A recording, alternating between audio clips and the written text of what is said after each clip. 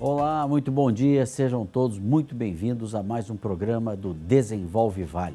Semanalmente, todo sábado estamos aqui trazendo assuntos importantes para o desenvolvimento, importantes para o crescimento e dicas sobre como empreender, quais são os caminhos do sucesso.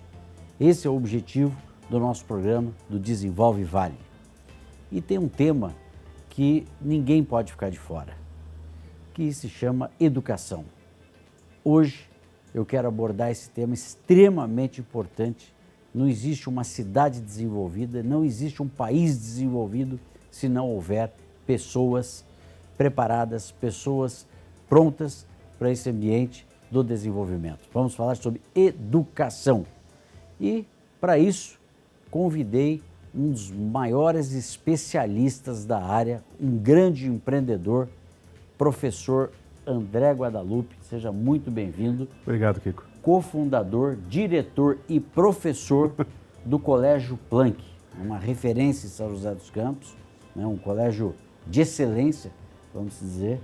Então, professor André, um prazer muito grande tê-lo aqui, contar com a sua experiência na educação. Obrigado. Que a gente tem acompanhado aí. E eu começaria perguntando, falando em educação, você se formou no ITA. Me formei, Kiko. Primeiro, queria agradecer e parabenizar a iniciativa. Acho que trazer temas relacionados ao desenvolvimento para a audiência, para a população, para a sociedade é super importante. Parabéns pela iniciativa. Obrigado. E sim, Kiko, eu acho que você disse muito bem, o único aspecto que pode melhorar um país, melhorar uma cidade, melhorar uma região, desenvolver é a educação. Eu sou mineiro, sou de Belo Horizonte, vim para São José em 93. São José me acolheu muito bem, vim fazer o ITA, me formei em 97, sou engenheiro aeronáutico e costumo dizer que, em vez de trabalhar com projetos de aviação, eu trabalho com projetos de vida. Então o ITA me deu base, inclusive, para ser professor e trabalhar com a educação, o que faço há 32 anos, com muito prazer, diariamente. Que beleza. O ITA é um orgulho, né? A gente tem que lembrar que o ITA não é simplesmente uma excelente faculdade. O ITA, ele ajudou a transformar o que é São José dos Campos. Porque a gente sabe que se não tivesse o ITA, talvez não tivesse a Embraer, Exato. Não tivesse todas as indústrias aeronáuticas, o INPE, que hoje atende o mundo. Exato. Então, olha a força que tem esse ITA, a força que tem a educação. E você, então, foi um dos que foi atraído a vir para essa cidade. Você veio de Belo Horizonte? Eu vim de Belo Horizonte buscando um sonho, Eu sonhava que quando eu tinha a idade dos meus alunos, hoje, adolescentes, 16, 17 anos, eu sonhava em trabalhar com a aerodinâmica de Fórmula 1. Eu olhava aqueles carros, e na época estava no auge da Fórmula 1, e eu falei, não, quero trabalhar com aerodinâmica. E é isso que me motivou a vir para o ITA, fazer engenharia aeronáutica. E aí a vida vai nos dando novas oportunidades, novos caminhos. Comecei a dar aula, me apaixonei por sala de aula, e hoje eu tenho o estudo da aerodinâmica e a Fórmula 1 como um hobby, acompanho pela televisão, mas acabei optando pela sala, desenvolvendo os jovens, buscando o alto desempenho dessas crianças, colaborando com os sonhos deles, para que eles possam sempre desejar mais, tenham sonhos mais altos, porque essa educação, essa autoestima, esse projeto de vida que a gente desenvolve com as crianças, com os jovens, que fazem com que depois eles sejam empreendedores, sejam profissionais liberais, sejam executivos, sejam pessoas que vão contribuir com a sociedade. Então, eu acho que eu devolvo um pouco. Eu sempre estudei em escola pública, estudei no ITA depois, então 99% da minha formação ela é pública. Então, você entrou no ITA vindo de escola pública? Eu fiz a escola técnica, fiz o Cefet em Minas Gerais, a escola técnica, escola federal. Federal. Centro Educacional Federal Técnico, fiz técnico em mecânica, então trabalhava muito com desenho, com a parte de motores, e foi ali que eu me apaixonei pela matemática, pela física. Eu sou professor de física, sou autor de física. Nossa. E aí a vida foi dando esses caminhos da gente trabalhar sempre com educação, e a forma que eu enxergo de devolver um pouco para a sociedade tudo aquilo que ela me deu. O André, você tocou num ponto importante, né? Eu quero sempre deixar uma palavra de motivação, porque você veio de uma escola pública. Isso. Às vezes as pessoas já criticam que se não tiver na escola pública ela não possa garantir um futuro melhor. Pode sim. Eu acho que é mais difícil, claro. A escola pública tem muito a melhorar, não dá para comparar hoje com uma escola privada, mas a gente tem que sempre motivar aquele que não tem condição de estudar numa escola privada de buscar o seu caminho. Então, a sua história aqui nos traz essa reflexão. Eu acredito que deva-se muito à minha mãe. A dona Lúcia sempre foi uma pessoa família, né, André? Muito focada em valorizar o estudo. Eu lembro da minha mãe, quando eu era pequenininho, família. Me cobrava tabuada, conjugação de tempos verbais. Ela era uma mãe bem presente, bem firme comigo. E ela colocava, meu filho, a única herança que eu vou deixar para você é a educação. É verdade. Né? E ela insistiu muito e não permitia que eu não estudasse. Eu sempre gostei de estudar, mas minha mãe sempre ficou em cima. E o que você falou é muito verdade, Kiko. Hoje depende muito do posicionamento, do propósito desse jovem. Eu acho que nós aqui em São José dos Campos vivemos numa ilha de boas escolas públicas. Sem dúvida. A educação de São José é uma referência no Brasil, cada vez melhor. Mas, sem sombra de dúvida, nós temos escolas ainda que precisam desenvolver melhor, melhorar a gestão, melhorar o quadro de professores, melhorar a estrutura. Mas, sim, conheço muitos casos de alunos que estudaram comigo no ITA, colegas que vieram de origens muito mais simples que a minha, mas que foram determinados em estudar, tiveram rotina, tiveram persistência. E eu costumo dizer, Kiko, eu terminei um artigo agora que vai ser publicado numa revista especializada em educação, que educação de alto desempenho, o jovem de alto desempenho, ele tem que ser insistente e consistente em boas práticas. Olha só. Em estudar diariamente, em correr atrás dos seus objetivos. Claro que uns com mais facilidade, outros com mais dificuldades, mas não desistir. Não existe caminho fácil, né? Às vezes a gente observa que tem pessoas que querem ter a sorte de acontecer da vida dela virar um sucesso da noite para o dia. Isso. Tem que ter um empenho. Isso que você está falando é muito importante, André. Sim. Eu, semana passada, entrevistei o secretário municipal de segurança pública aqui de São José dos Campos e a gente faz um paralelo. Se não tem educação, vai aumentar a criminalidade, vai aumentar pessoas passando dificuldade. Exato.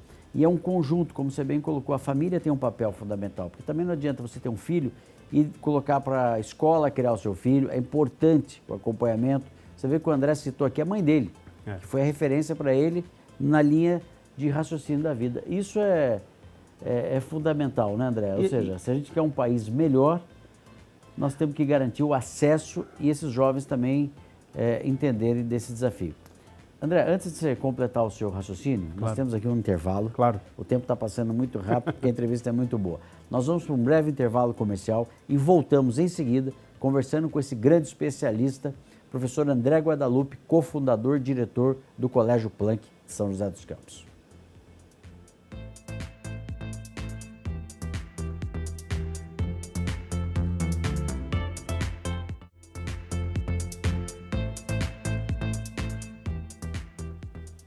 Muito bem, estamos de volta hoje conversando aqui sobre educação com um grande especialista, professor André Guadalupe, fundador e diretor do Colégio Planck. Professor, me fala como é que você vê hoje essa integração mundial que existe, né? Essa globalização. Perfeito. E como que a gente conseguiria inserir os atuais jovens para que eles acompanhem o mundo, porque não dá para a gente achar que o Brasil está isolado. Claro. Dentro do Colégio Planck tem algum foco que trabalhe essa internacionalização? Kiko, essa pergunta é excelente, porque hoje realmente o mundo, o aluno que vai fazer faculdade ou que vai inserir no mercado de trabalho ou que vai empreender, ele vai agir local, mas vai pensar global, né?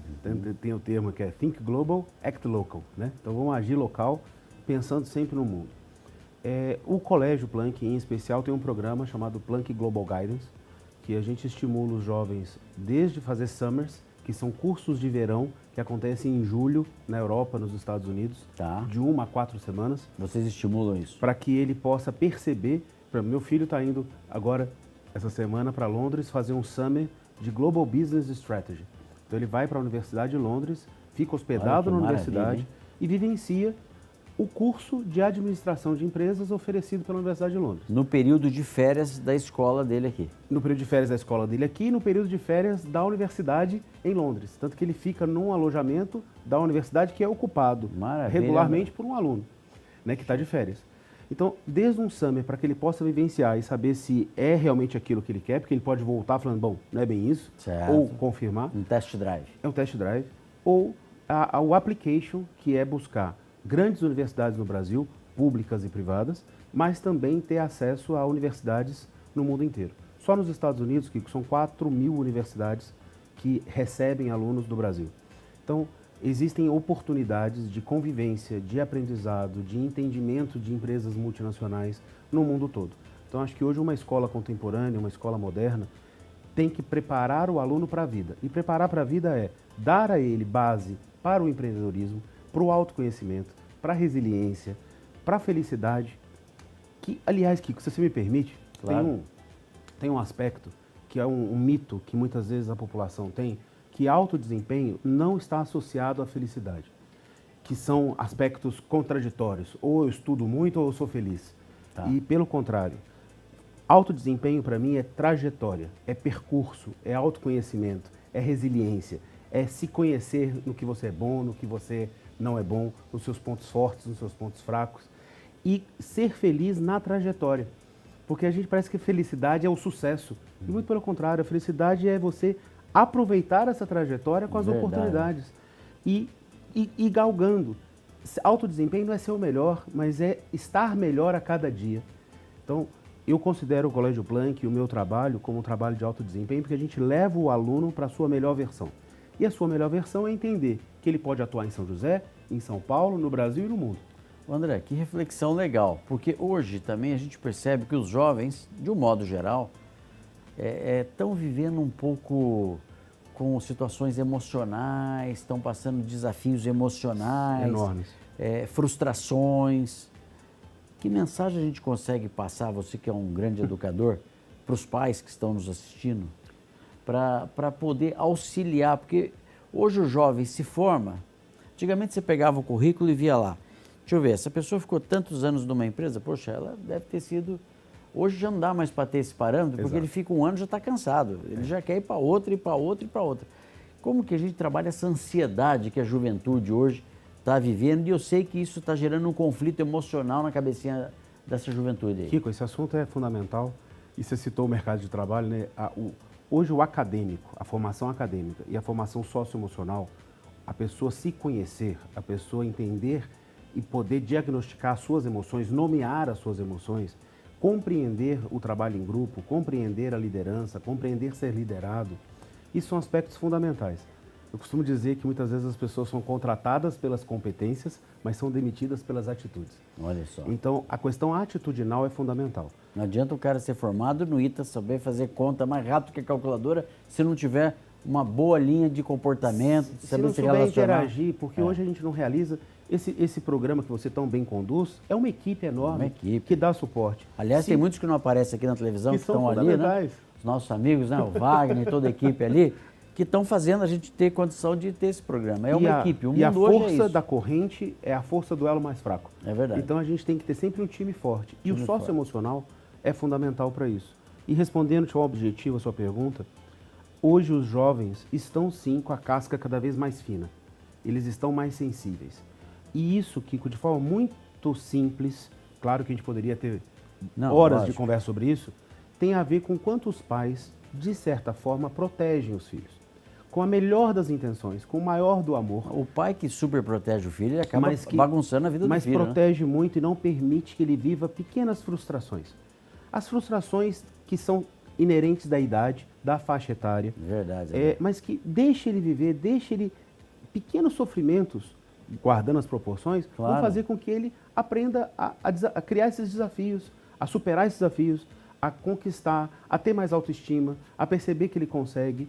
Então, a dica que eu dou para os pais é: permitam que os seus filhos errem, permitam que os seus filhos tenham vivências que vão construir nele memórias para que eles saibam resolver problemas mais complexos. A gente não consegue resolver nada se não tivermos memória dessas soluções. Então, um jovem, uma criança, precisa aprender a resolver conflitos, desde um trabalho em grupo na escola, a um jogo que perde, a um WO que toma porque o colega não foi no jogo e aí não conseguiu formar o time. São perdas, né? São perdas que são inerentes, que são comuns, que são corriqueiras no nosso dia a dia e que esse jovem tem que criar memórias de como saber resolver desde pequeno. Então, permitir que os filhos errem num ambiente controlado e, segundo, converse com seus filhos. Permita sempre um diálogo muito aberto, porque é esse diálogo que vai nortear e trazer os valores aí da família para esse jovem. André, muito legal essa explicação sua. Isso merece uma reflexão. As pessoas estão muito conectadas na internet. Você vai num restaurante, às vezes tem 2 pessoas, 3, 4, cada um está com o celular na mão, não estão nem na mesa do restaurante estão conversando. Então, o objetivo é responder no interagir, WhatsApp. Né? Então, assim, perdeu muito. E a família é fundamental. Eu sou pai de 2, um casal, e sempre me preocupei, porque não pensa assim, os pais vão deixar patrimônio. Se ele não souber viver, ele pode perder esses patrimônios. Tem que deixar ele bem informado. Exato. Saber perder, saber se defender, saber fazer as coisas é o que falta, né? E a pandemia amplificou muito esse isolamento, né, Kiko? A pandemia nos manteve, falando de educação, o Brasil foi o único país que praticamente as escolas fechadas por 2 anos. Não, isso foi demais. Então, a pandemia fez com que o aluno voltasse ali para o digital. Então, o celular, o computador, o tablet virou o melhor amigo. Nossa. Virou a forma deles se comunicar. Muito bem, que entrevista, viu? Bom, professor André, nós temos um intervalo. Nós vamos para um breve intervalo comercial e voltamos em seguida.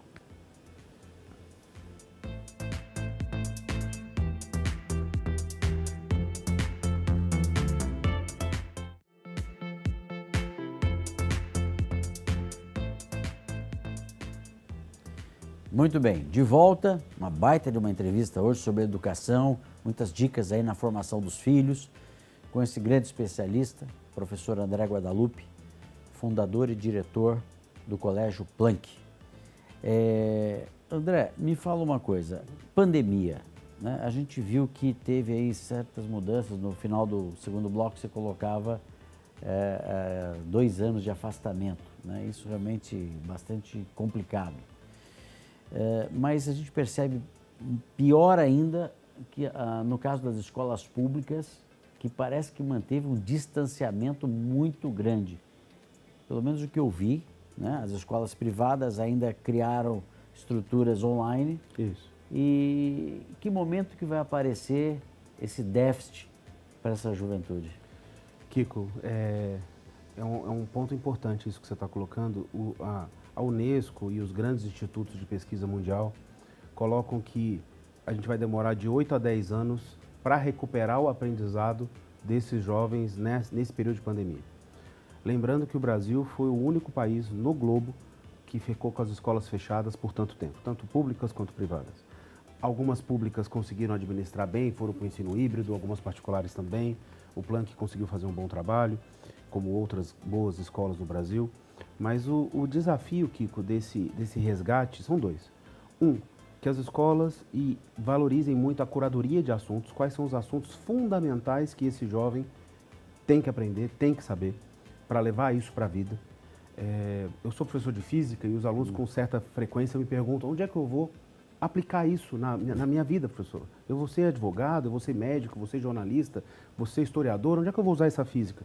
E eu falo para eles que do que eu ensino, 10, 15% é a física, os outros 85% é a resiliência, é criar conexões para que ele aprenda coisas inéditas, para que ele se desenvolva no sentido de, eu não sei isso, mas eu vou me debruçar sobre isso, vou fazer com que o meu intelecto se evolua, que eu aprenda, que eu crie novas conexões e que isso eu aprenda a resolver situações que vão aparecer na minha vida profissional. Então, a pandemia limitou muito isso e hoje os professores, as escolas trabalham com curadoria, isso no mundo todo. Eu tenho viajado bastante, fui recentemente agora, 2 meses atrás, fui para o Canadá visitar algumas instituições em Toronto e o que está sendo feito lá é muito parecido com o que está sendo feito aqui como exemplo, que é curadoria de conteúdo e muito foco no socioemocional. Permitir que esses jovens não percam o desejo, o sonho, a resiliência, a capacidade de aprender, a sua criatividade. E o equilíbrio, né? O Fórum Mundial, Kiko, coloca com certa regularidade as competências do século XXI e lembrando que já foi quase que 1/4 do século XXI, já foi. Sim, né? Faltam só 3/4. Sim. Né? A gente coloca o século XXI como algo muito futuro e estamos nele. Colocam que capacidade de resolver problemas complexos, criatividade e trabalho em equipe como as 3 competências mais importantes para o profissional do futuro. Olha que beleza, então, hein? Criatividade. Como é que a gente desenvolve criatividade? Fazendo com que esse jovem aprenda e deguste diferentes competências, diferentes áreas do conhecimento para que ele possa exercer de forma criativa, em equipe, solução de problemas complexos.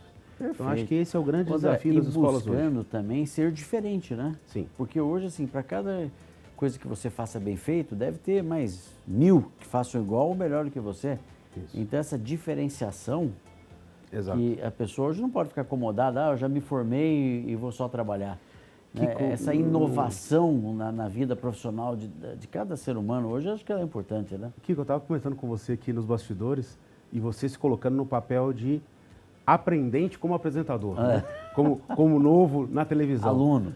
Como aluno. E você veja, nós já profissionais maduros que somos, Sim, verdade. aprendemos diariamente. Diariamente. Agora, o nosso mindset, a nossa forma de olhar tudo é oportunidade de melhorar. Tudo eu aprendo. Tudo eu posso aprender alguma coisa e fazer melhor. É isso que a gente tem que trazer para o jovem. Ele não precisa ser o melhor da sala, ele não precisa ser ótimo em física, ele não precisa ser ótimo em biologia, ótimo em filosofia ou história. Mas ele tem que se dedicar àquilo. Ele tem que experimentar aquilo. Eu coloco para eles, tudo que você coloca o seu nome numa prova, um trabalho, você está assinando. Faça com capricho.